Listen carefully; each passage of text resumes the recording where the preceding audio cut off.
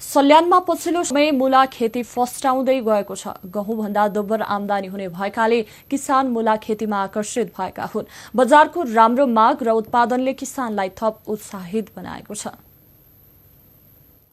सल्यानका बेसी फाँटहरू अहिले मूला खेतीले सेतामी भएका छन्। किसान गहुँभन्दा बढी फाइदा हुने भएकाले मूला खेतीमा आकर्षित भएका हुन्। पछिल्लो समय सल्यानका विभिन्न ठाउँमा मूला खेती फस्टाउँदै गएको छ। मैले गर्न अवसर 6 वर्ष भइसक्यो। पहिला सुरुमा मैले 30,000 गराएँ 1.5 रोपनीमा आफ्नै जग्गामा मात्रै।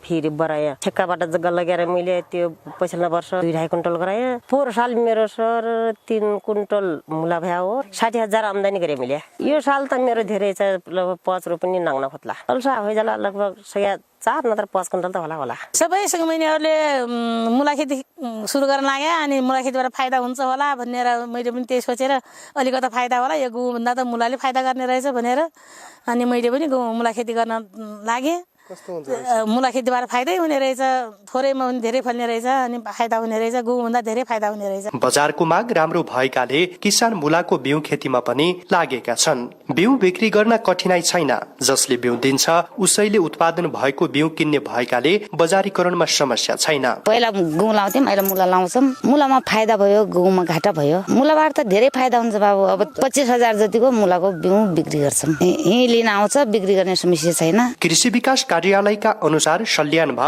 करिब 330 रोपनीमा मूला खेती हुँदै आएको छ। वर्षेनी 190 क्विन्टल बिउ निर्यात हुने गरेको छ। सल्यान जिल्लामा मूलाको बिउ उत्पादनको अवस्था अहिले वृद्धि भइरहेको छ।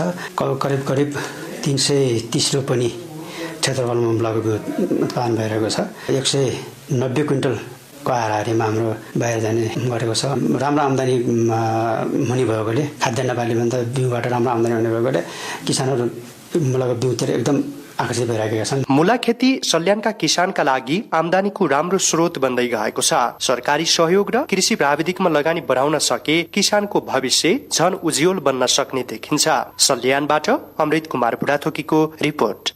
आफूले सोचेको आफूले रोजेको जस्तो घर डेरा वा जग्गा किन्नु परे वा बेच्नु परेमा घर खोज्ने भर नेपालहोम्स.com।